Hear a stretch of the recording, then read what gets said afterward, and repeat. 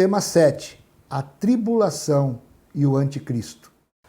Graça e paz, queridos, que a boa mão do nosso Senhor e Salvador Jesus Cristo seja sobre a vossa preciosa vida. Meu desejo é que todos se encontrem debaixo da bênção do Senhor, gozando da perfeita paz de Cristo sobre as vossas vidas. Estamos aqui gravando mais uma transmissão, mais um vídeo, onde nós temos tratado sobre os assuntos de escatologia. Pegamos alguns temas, dentre os muitos temas que envolvem escatologia, e estamos tratando alguns deles que nós acreditamos serem bastante relevantes na construção desse tempo do fim. Não temos condições, claro, de abordá-los com a total profundidade que os temas exigem, mostrando todas as fontes, os caminhos, os textos bíblicos que utilizamos para fundamentar a nossa visão, por se tratar realmente de uma síntese do tema. Mas esperamos que isso venha abrir um pouco a tua mente e leve você, meu amado irmão, a buscar mais sobre esses assuntos. Uma coisa que a gente sempre gosta de dizer sobre esses temas é que são temas que existem muito sensacionalismo, muita coisa é falada sobre esses temas, e tem que se tomar um certo cuidado, por mais que sejam possíveis várias interpretações, como nós já dissemos, inclusive, por ser doutrinas interpretativas, mas tem muita coisa aí que não dá para ser aceito. É totalmente contraditório, é totalmente fora dos padrões da palavra de Deus. Então, quando você for buscar um assunto, principalmente na internet, sobre esses temas, tome muito cuidado em saber a fonte, ver se a fonte são pessoas confiáveis, para que você não possa ser envolvido aí num engano sobre esses temas e sobre todos os temas que concernem a vida cristã. Hoje nós vamos falar um pouco sobre tribulação e o anticristo. Por que nós unimos esses dois temas? Porque eles estão ligados entre eles. Nós falamos nas últimas ministrações sobre o arrebatamento e os sinais da volta de Jesus. E nós falamos aqui também que nós temos a visão pré-tribulacionista. O que defende a visão pré-tribulacionista? Acredita que Jesus vem antes da tribulação para buscar a sua igreja. Nós vimos que a tribulação, na nossa visão, o arrebatamento, na nossa visão, acontecerá antes da tribulação, e depois da tribulação será a segunda fase da segunda vinda de Cristo. Então a primeira fase é o arrebatamento, a segunda fase é o glorioso retorno de Cristo, quando ele vem para defender Israel na batalha do Armagedon, que nós estaremos falando mais à frente, e inaugurar o seu reino milenar. Então, a visão pré-tribulacionista, ela acredita que após o arrebatamento da igreja, se iniciará um período chamado período da tribulação. Então, nós vamos tratar um pouquinho sobre esse tema. Ele é um tema bastante abrangente na Bíblia, bastante abrangente. Todos os profetas praticamente mencionaram esta temática sobre este momento. E o anticristo também é um tema bastante falado, principalmente nos livros de Daniel e nas cartas apostólicas. Então nós vamos passar aí uns slides para vocês, se vocês quiserem depois anotar, para que vocês possam estar acompanhando. Então a primeira parte é a tribulação. Tribulação, como nós vimos, é um período, nós acreditamos, que Deus julgará a terra. Existem muitas visões a respeito desse momento, muitas visões. Nós vamos seguindo aquilo dentro da visão que nós acreditamos, mas existem várias visões a respeito deste momento. Então nós acreditamos que será um tempo de castigo, de ira de Deus sobre a terra que rejeitou Cristo. Deus punirá a terra, Deus vai julgar a terra. E nesse tempo também será um período onde Israel será julgado, e nós acreditamos que ao final da tribulação haverá uma conversão nacional dos judeus ao seu Messias. Nós vamos falar um pouco, na Batalha do Armagedon, sobre o Vale dos Ossos Secos. E aquele vale onde Ezequiel tem uma visão, aquela restauração que acontece ali naqueles ossos, que vão acontecendo, os ossos se unem, vem carne, vem juntas sobre aqueles ossos, nós entendemos que ali é uma profecia relacionada ao povo de Israel. E Israel, no seu estado de dispersão, quando todo Israel estava disperso, é a visão inicial. Quando o profeta olha e vê que aqueles ossos estão espalhados no vale, mas de repente aqueles ossos são unidos novamente, mas nós entendemos que falta a última parte dessa profecia para se cumprir, que é o Espírito vindo sobre aqueles ossos. E nós acreditamos que esse Espírito será justamente a conversão de Israel ao seu Messias, a Jesus, reconhecendo-o como Messias. É um tempo, esse período de 7 anos, que a terra jamais havia presenciado. Vai ser marcado por muitos julgamentos, calamidades sobre a terra. A palavra de Deus em Apocalipse vai mostrar 3 sessões de julgamentos, começando com os 7 selos. Dentro do 7º selo estão as 7 trombetas, e dentro da 7ª trombeta, as 7 taças da ira do Senhor. Então serão 21 julgamentos que virá sobre a terra nesse momento. E nós acreditamos então que a tribulação se iniciará justamente com a manifestação do anticristo. A Bíblia nos fala quando a gente olha no capítulo 13 de Apocalipse, que é o capítulo onde fala sobre a besta que sobe do mar e também da besta que sobe da terra. Então ali é mostrado 2 bestas, uma que vem do mar e a outra que vem da terra. E nós vemos também no capítulo 13 um outro personagem que é o dragão. Então nós vemos ali a trindade maligna, que é formada pela besta que sobe do mar, que é o anticristo, pela besta que sobe da terra, que é o falso profeta, e pela grande serpente, pelo grande dragão, que é o próprio Satanás. Então, essas 2 bestas que estão subindo ali, do mar e da terra, são 2 personagens distintos, mas eles vão trabalhar ligados um ao outro.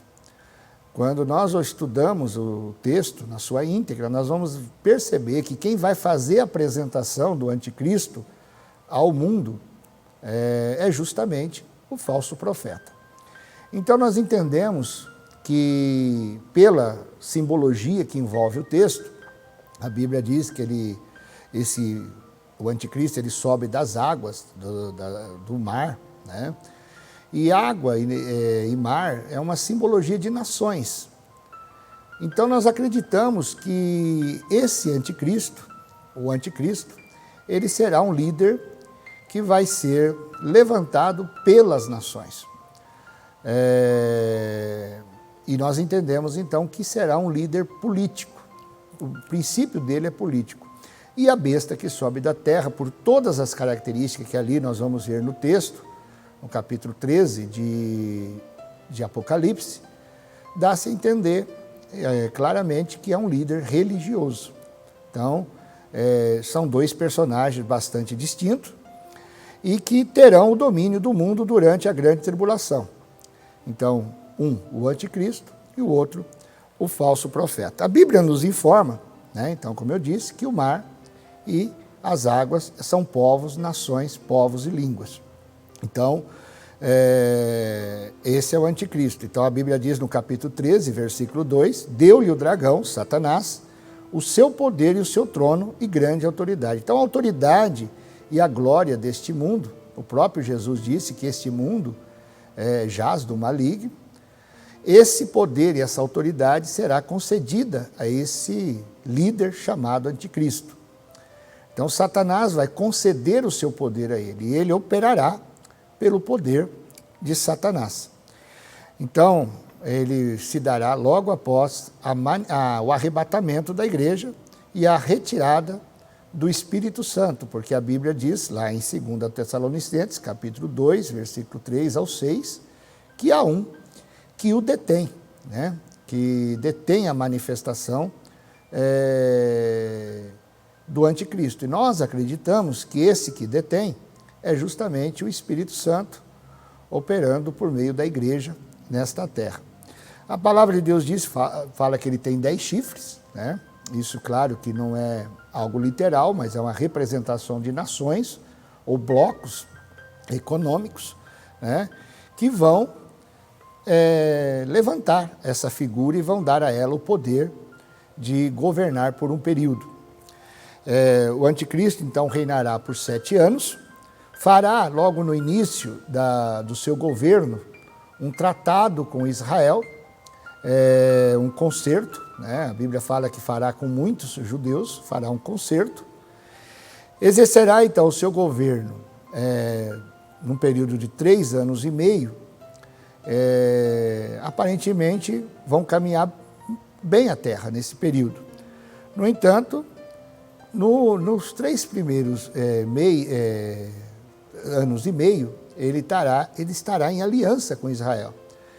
Mas ele, segundo a Bíblia, lá em capítulo 9 de Daniel, ele vai profanar o templo em Jerusalém.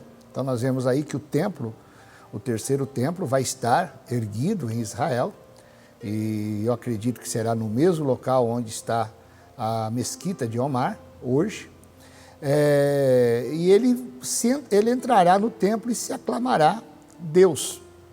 E nesse momento haverá uma rejeição a essa figura, porque uma característica do povo judeu é não aceitar que ninguém se declare Deus a não ser o Deus Todo-Poderoso.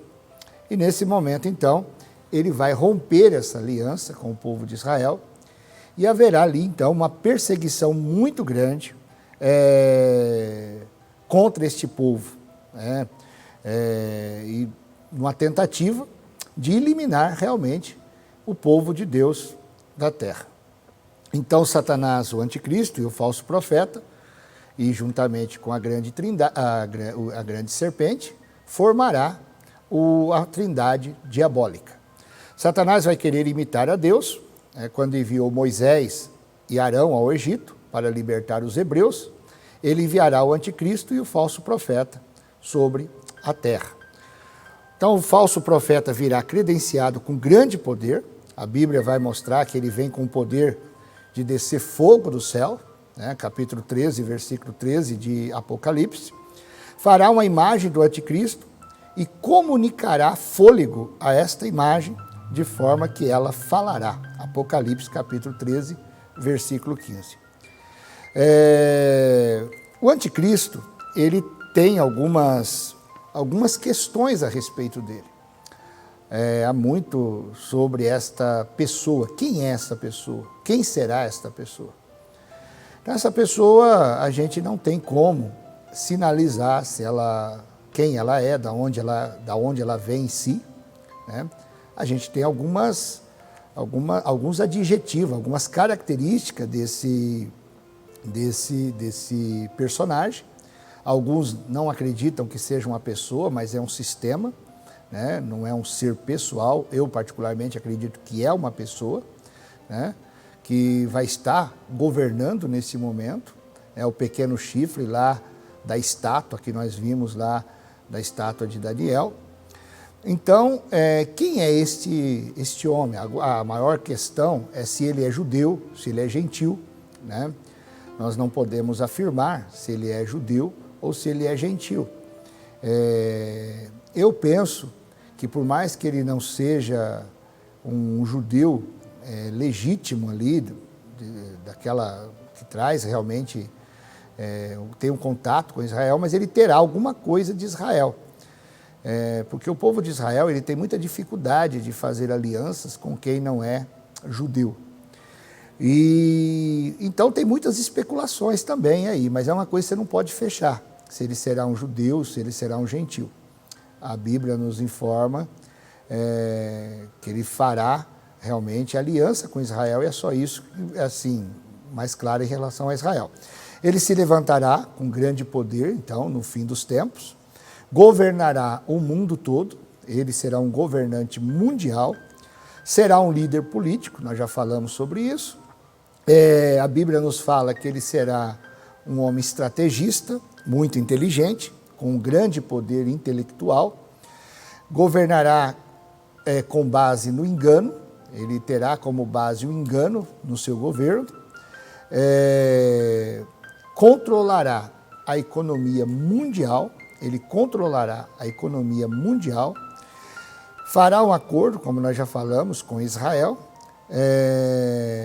será um antissemita, e aí talvez é a questão que mais pega, né? Se ele fosse judeu, ele não seria antissemita, então aí alguns acreditam que ele seja um gentil, e esse texto é interessante, eu até gostaria de ler, onde mostra que quando Daniel fala desse personagem, né? Daniel fala assim no capítulo 7 do seu livro, versículo 25, e proferirá palavras contra o Altíssimo e destruirá os santos do Altíssimo. Então aqui no caso, os santos do Altíssimo está relacionado ao povo judeu. E destruirá e cuidará em mudar tempos e a lei.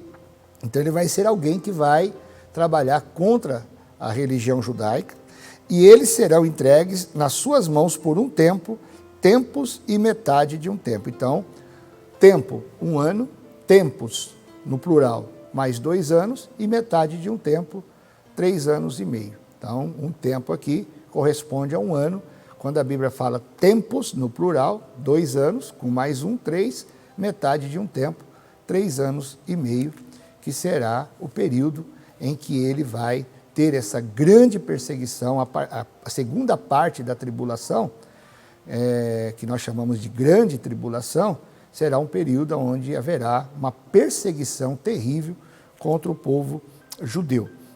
Então, tem muito a se falar sobre o número da besta, né, que é o número 666, muitas especulações, elas são faladas a respeito disso, né? Alguns ficam pavorosos quando pensam que poderá em algum momento receber o número da besta através de chips e tudo mais. Eu penso que se o anticristo vai se manifestar depois do arrebatamento, então nós não vamos ter contato com nós, igreja, não teremos contato com esse personagem. Então eu penso o seguinte, que o mundo está sendo preparado para a manifestação dele, mas nós não o conheceremos para a glória de Deus. Então ele é chamado na Bíblia como o homem da iniquidade, o filho da perdição, e é interessante que Jesus faz uma alusão a Judas como filho da perdição. E o que aconteceu com Judas? Satanás, ele entrou em Judas, ele operou por meio de Judas. O anticristo terá o controle sobre a vida de todas as pessoas.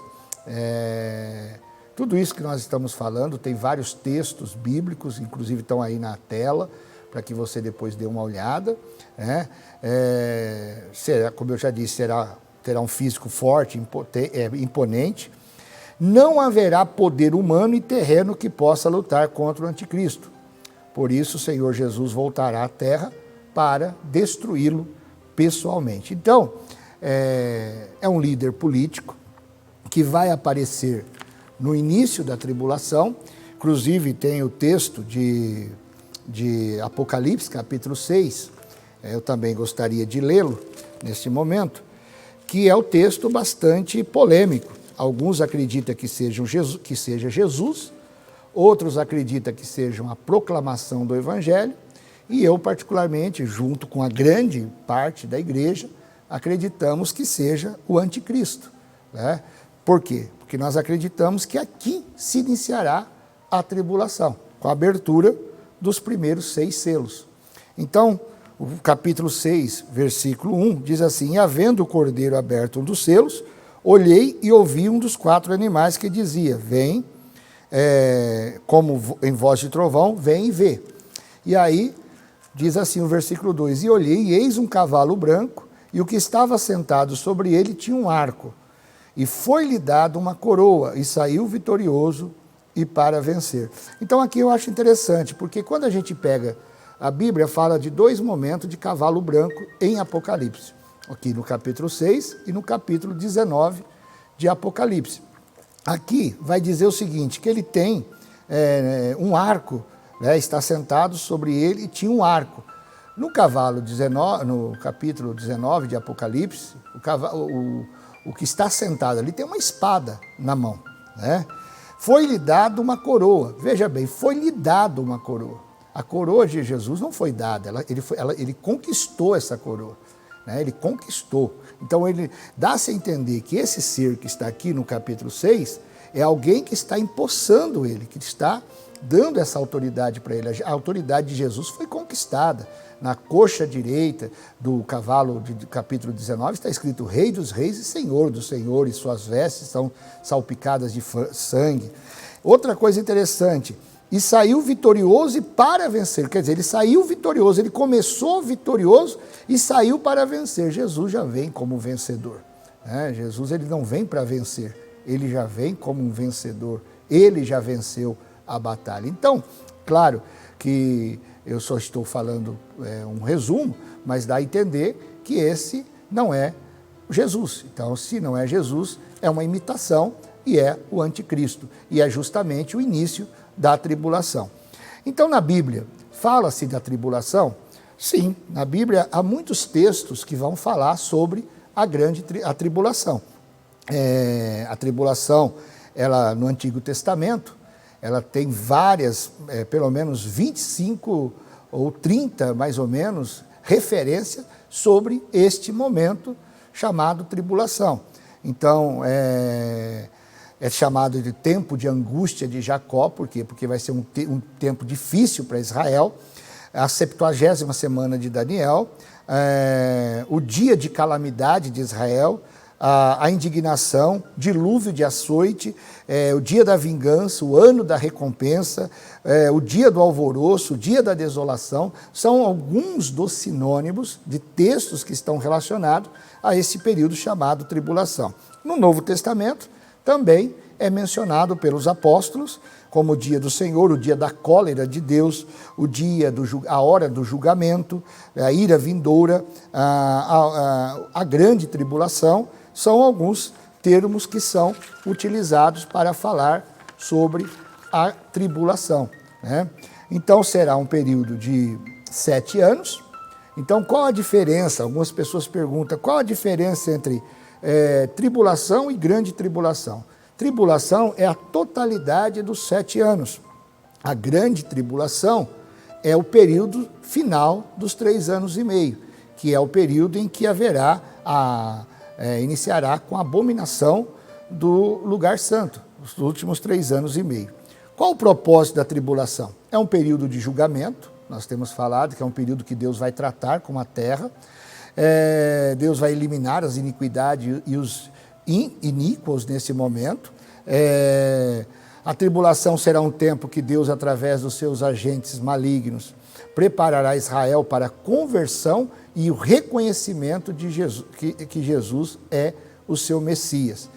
É um período em que vai colocar fins nos tempos, cumprir profecias de Israel, abalar a falsa sensação de segurança humana e forçar o homem a escolher entre Cristo e o anticristo.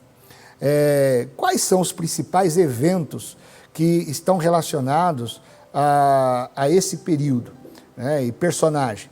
Então, os principais eventos, nos 3 primeiros anos e meio, o juízo dos selos, o surgimento do anticristo,